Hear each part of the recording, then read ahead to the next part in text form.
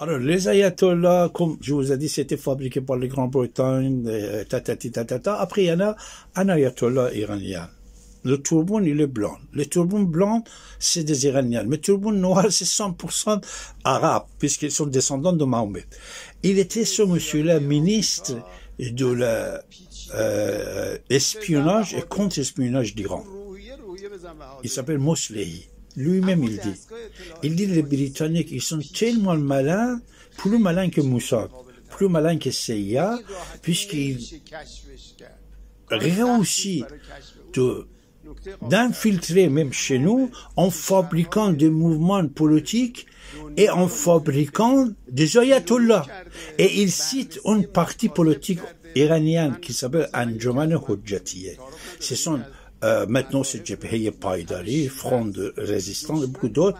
Il dit ça été fabriqué par les Grands-Bretons. Alors ce mouvement-là qui lui il cite et il dit que c'était fabriqué par les Britanniques depuis des années, hein, à l'époque de Shah d'Iran. Ça c'est très important parce ce sont eux qui ont le pouvoir. Ils ont tué tous les gens, massacré, tout ça, et ce sont eux. Et leur slogan, c'est le Mahdi va venir. C'est le Moshe, on dit, Jésus, il va revenir. Cette histoire-là, il dit Mahdi va venir nous sauver, mais avec une idéologie et argument très réactionnaire. Et tous les gens qui parlent, parce que vous savez qu'on dit, on va libérer le roi, c'est pourquoi? Puisque Imam Zaman, Imam Mahdi va venir. Mahdi, c'est le 12e imam chiite, il a disparu, il est mort, mais ils disent qu'il a disparu, qu'il va venir. C'est-à-dire, ils ont décidé comme ça, fabriquer des partis politiques, fabriquer des ayatollahs. À côté, il faut idéologie. Quelqu'un qui est musulman, comme les chrétiens. Aux chrétiens, qu'est-ce qu'ils disent? Voir les autres, ils vont vous dire, bah oui, c'est les Juifs qui ont tué Christ. Ils ont tué Christ. Ils ne disent pas que c'est les Roms. Non, c'est grave. Alors, aux musulmans, qu'est-ce qu'ils ont dit? Parce qu'ils ont, vous savez, ils ont des islamologues et des chercheurs, monsieur l'ambassadeur, bonjour monsieur, de Grande-Bretagne en Iran, il parle comme moi personne. La langue persane, les plats iraniens, culture, civilisation iranienne. Et pendant des années, il était là-bas employé de l'ambassade, et actuellement, il est ambassadeur. Une partie, ils sont très contents, mais ils sont comme ça. Ils connaissent la langue, ils connaissent l'histoire, ils connaissent la civilisation, ils connaissent tout, ils inventent. Même, il y a énormément de choses qui s'étaient inventées dans l'islam par les gens qui étaient d'origine britannique, mais ils disaient qu'ils étaient musulmans, ils étaient chefs religieux, que c'est notre histoire. Alors, c'est pour ça, mes chers amis, c'est très important de savoir que comment il peut tourner la tête des gens contre les Juifs. Vous savez, Mahomet était assassiné par une femme juive. Moi aussi, je dis ça dans mes émissions en iranien. J'ai dit que Mahomet, puisqu'il voulait attaquer l'Iran, le service de renseignement iranien, il va envoyer quelqu'un pour tuer Mahomet. On le tue. Mais l'histoire qu'il fabrique, c'est quoi? C'est une femme qui était juive. Alors, même si c'est une femme juive qui a tué Mahomet, ça ne veut pas dire que c'est les juifs. Combien d'avocats juifs, ils défendent les terroristes? Vous voyez? Après, il dit, les autres califes, moi j'ai dit toujours, les autres califes, tous étaient assassinés par les Iraniens. Mais il dit non, c'est les juifs qui ont assassiné les califes. C'est les juifs, c'est le juif. Alors, n'importe quel musulman qui entend ça, il va devenir contre juif. Mon prophète s'est été tué par eux. Et c'est les universitaires d'origine britannique dans l'histoire. Je suis un historien, je suis un chercheur, je suis un écrivain, je suis un islamologue. Ce que je vous dis, c'est l'histoire, c'est la vérité. Ce n'est pas des histoires. Je vous raconte pas n'importe quoi, c'est l'histoire. Regardez le Grande-Bretagne, les sièges universitaires qu'il a concernant l'Iran. La France, il n'a rien de tout. La France, même Israël, jusqu'il y a déjà quelques années, malgré que le président de la République était iranien, il n'avait rien de tout. Mais le Grande-Bretagne, les a regardés, ce n'est pas seulement l'Iran, pour tous les pays, mais l'Iran surtout. Fabrication les chiites. C'est très important. Suivez tous les petites émissions que j'ai fait à ce sujet-là. Qui est l'ennemi d'Israël? Qui est l'antisémitisme? Qui soutient l'antisémitisme dans le monde? C'est les grands bretons. Les ayatollahs iraniens avec un clan d'œil, ils peuvent partir. Tout le peuple est contre eux. Mais tous les habillements ayatollahs que vous voyez en Iran, c'est les soldats de Grande-Bretagne. Tous les slogans anti-Israël, anti-sionistes, anti-juifs, ils prononcent de la part de la haine de ce que M. Général Pacha, à l'époque, il a dit à Haïfa que le fils du roi Khouagamé, soyons intelligents, ayons le courage. Ayons le courage. Je vais vous dire une dernière chose concernant Eli Barnavi, l'ambassadeur d'Israël en France. Ça aussi, c'est très important. Oui, monsieur l'ambassadeur, pour savoir que le Grande-Bretagne est derrière tous les coups antisémitistes et toutes les guerres et tout ça, je vous ai raconté des histoires, vous devez écouter tous les autres numéros. Alors une fois, quelques semaines avant que Yasser Arafat mort, j'avais le plaisir et l'honneur d'avoir comme invité à la radio monsieur l'ambassadeur Eli Barnavi. Il était en poste, il était l'ambassadeur. On a parlé sur plein de choses, surtout j'ai dit, est-ce que l'époque de Yasser Arafat s'est terminée? Ça veut dire qu'il doit partir. Il a hésité de répondre patati patata. C'est un grand diplomate, historien, écrivain que je respecte beaucoup, Eli Barnavi. Alors, dernière question. Monsieur l'ambassadeur, malgré tout ce qu'on vient de dire depuis 30-40 ans, le débat qu'on a eu ensemble, tout ce qu'on a parlé, tout ça, alors, vous savez alors que c'est le Grand-Bretagne qui est derrière tout ça, parce qu'on fait aussi en avant une réunion avec les Shahid palestiniens, qu'on a parlé à ce sujet. Alors, j'ai dit, monsieur l'ambassadeur, on sait que pour la plupart de ces choses-là qui passent contre Israël, contre les Juifs, c'est Londres qui est derrière. Alors, il a dit, David, alors pourquoi vous ne faites rien de tout? Alors il m'a dit, parce qu'il est très aimable, diplomate, poli, un homme d'État. Et le Barnum, il a dit, écoute David, déjà nous avons un ambassadeur en Grande-Bretagne. Tu dois poser cette question à lui. Mais, je vais te répondre deuxièmement, écoute David, nous sommes entourés d'ennemis. Entourés d'ennemis. Autour d'Israël, c'est vrai, il a raison. Même si aujourd'hui quelqu'un lui signe un accord, cet accord, puisqu'il sait qu'il ça va être dans ses intérêts à lui. Comme ici, quelqu'un il a des problèmes juridiques, problèmes comptables. Oh, tu connais pas un comptable juif? Tu connais pas un avocat juif? L'autre jour, on était là-bas après ministre. Éric Dupont-Moretti,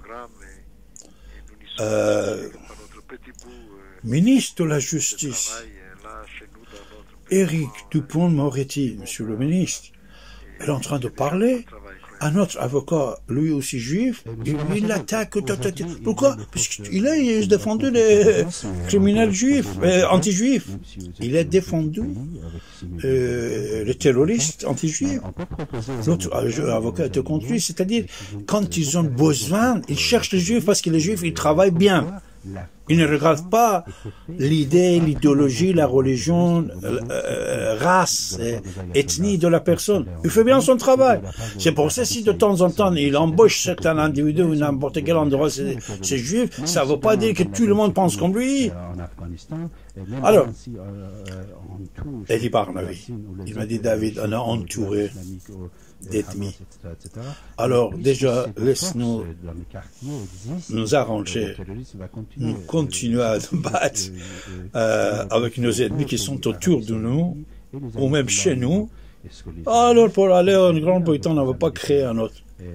Mais j'ai gardé le respect pour Eric Barnavi, je n'ai rien dit. Mais aujourd'hui, Bennett et les autres pouvoirs en Israël, ils ont déjà compris. Ils disent non. La tête de serpent, on doit le couper. La tête de serpent, c'est l'antisémitisme. en Grande-Bretagne historique, la création d'Israël et tout ça, la jalousie, et les ayatollahs iraniens. Les ayatollahs iraniens, que eux, comme le Britannique, je pense que Mohammed s'était tué par Patata. On doit travailler dans ce domaine pour que la paix soit bien installée, que la colonisation britannique sorte du monde entier et qu'il entre dans leur île comme ils ont sorti de BRICS. Leurs BRICS, c'est chez eux, ils n'ont pas le droit d'entrer et faire des bêtises et faire jouer le James Bond. James Bond, ça existe. Dernière chose que je vous dis dans cette émission, James Bond, Monsieur James Bond, il existait, il était un agent qui faisait ce que vous pouvez voir, 007. 007, c'était son numéro. 7e agent spécial. Mais après lui, il y avait plein d'autres. Alors, je vais vous donner un autre secret. Je vous ai donné beaucoup de secrets. Je vais vous donner un autre secret. Écoutez bien, c'est très important. Alors, ce secret que je vais vous dire encore sur Grande-Bretagne, vous connaissez toutes et tous Mission Impossible. Cette feuilleton de Mission Impossible, c'était créé et fabriqué par Reza Badi, un écrivain, metteur en scène iranien. Il est décédé aux États-Unis il y a déjà quelques années. J'avais le plaisir de l'avoir parmi mes amis. C'est lui qui l'a fabriqué, les Missions Impossibles. Vous voyez, Mission Impossible, c'est quoi? C'est les agents secrets britanniques qui vont aller faire shooter tel gouvernement, tuer telle personne, faire patate. C'est Mission Impossible. Et je ne veux pas savoir que c'est le Grande-Bretagne. Alors, un jour, j'étais avec Reza Badi à Los Angeles. Malheureusement, on vient d'entendre triste nouvelle de Los Angeles. Alors, j'ai dit, écoute, monsieur Badi, venez, on va manger ensemble, tout ça, on va prendre un verre ensemble. J'ai dit, tu étais très malade dans Mission Impossible. Il a dit, quoi? J'ai dit, c'est-à-dire, tu es en train de montrer au monde entier que les Britanniques, comme ça, avec le magouille, avec de ruse, avec tout ça, il intervient dans la diplomatie mondiale. Et personne ne sait pas ça. Il a souri, il a pris ma main, il a embrassé ici. Il a dit, David, après des années, plus d'un demi-siècle, tu es la seule personne qui me dit ça, qui t'a compris mon idée. Il a dit, moi, j'étais jeune en Iran. Quand j'ai quitté l'Iran, il y avait, j'étais victime, j'étais en prison à cause des Britanniques, à cause du parti politique, je ne veux pas entrer dans... Et là, j'ai pensé, j'ai compris, j'ai décidé de faire un travail, et aujourd'hui, avant de mourir, parce que 2 ans après, il est mort. Il est mort 2 ans après. Il a dit, David, je suis très content de t'entendre que tu me dis ça. Ah oui? J'ai fait ça pour montrer au monde entier le visage caché de Grande-Bretagne. Mission Impossible, c'était une autre sorte de James Bond. Tous les films de James Bond, vous avez regardé, vous regardez toujours. Même la reine, elle est descendue par James Bond et tout ça. Mais jamais vous ne comprenez pas, ne vous voulez pas penser que c'est James Bond. C'est les ayatollahs, c'est les Houthis, c'est les Hamas. Hein? C'est les Palestiniens depuis 70 ans de Arafat, George Habash, Naïf, Ouatmé, Carlos, tous les chefs. Mais ce n'est pas Grande-Bretagne qui directement il finançait tous ces mouvements. C'était fait par Libye, la Syrie, Arabie Saoudite, Jordanie, et l'autre pays, sauf l'Iran, le Shah d'Iran, il n'a pas soutenu les Palestiniens. Et c'est les Palestiniens qui ont participé dans la révolution islamique d'Iran, ils ont fait gagner. Et c'est les Palestiniens qui ont assassiné plusieurs personnalités iraniennes, y compris Dr Kourosh Aryamanesh ici à Paris, l'ancien ministre d'éducation iranienne, mon ami, Aryamanesh, et beaucoup d'autres personnes, s'étaient tués ici par les Palestiniens, par le Hezbollah libanais. mais sous le compte de la République islamique d'Iran. Anis Nagash, il a tué des policiers français, il voulait tuer. Il voulait tuer Shapur Bakhtiar. Voilà, tout ça, vous voyez. Ils sont tellement capables, l'Iran, il va tuer Bakhtiar, il a envoyé un Libanais. Il va tuer telle personne, il a envoyé un Palestinien. Ils vont faire la révolution. Vous savez, on a trouvé des documents. La révolution islamique d'Iran, à l'époque, il y a des Palestiniens dans les manifestants avec le pistolet qu'ils tirent sur les soldats, que les soldats ils tirent pour tuer. Soyons intelligents. Et on va remercier le peuple d'Israël pour la force qui a montré pendant 2 ans. 12 ans de la guerre contre Israël. Les Arabes, ils n'ont pas pu faire pendant une semaine. Ça, c'est une force mondiale qui est derrière les ayatollahs. C'est une force mondiale. Bibi, il était intelligent et gentil. Il a montré que même avec pager, avec le téléphone portable, il peut tuer tous ces gens-là. Il peut tuer tout, il en écoute tout. Mais on a des êtres humains quand même. Les ayatollahs, ils n'ont pas compris. Hassan Nasrallah, on fait sauter son garde-corps 2 mètres de distance avec lui, 2 mètres, pour le faire comprendre que connard, toi aussi, demain. Il a dit, le téléphone portable, vous mettez de côté, vous prenez pager, c'est la même chose. Et ce qu'on vous dit, c'est pas vrai. Je vais vous raconter une histoire de Qasem Soleimani. Qasem Soleimani, après la première et deuxième guerre à l'époque de Hezbollah avec patati tatata, il avait des accords avec Israël. Comme quoi, je n'attaque jamais Israël. Pour nous, notre bout, c'est l'Arabie Saoudite. Je n'attaque plus. Lui-même, Qasem Soleimani, écoutez bien. On ne vous laisse pas écouter ça, on ne vous laisse pas, même on interdit son nom dans le truc. Alors, Qasem Soleimani, 2 mois avant sa mort, ils font l'interview qui existe sur l'Internet, vous pouvez écouter, c'est 1h30, c'est-à-dire 100 minutes, 110 minutes. Vous pouvez l'écouter. Il dit, plusieurs fois, moi j'étais au Liban, et j'ai voyé le drone israélien sur ma tête, et il pouvait me tuer. Et toujours, quand je voyais le drone, je disais, c'est fini, ça y est, je vais mourir. Mais il dit, jamais ils m'ont pas tué, parce qu'ils ont... Lui, il ne dit pas, moi je vous dis, parce que je connais le secret, c'est-à-dire Israël, il a respecté sa parole, il a même fait un accord avec Qasem Soleimani qui n'attaque pas Israël, on ne va pas te tuer. Après un jour, Emad Mornier est avec lui dans la voiture. C'est Qasem qui est en train de raconter. Emad Mornier, c'est un terroriste palestinien que vous le connaissez, même actuellement Hamas et tout ça, Hezbollah libanais et tout ça, c'est lui. C'est un général assez important de terroristes.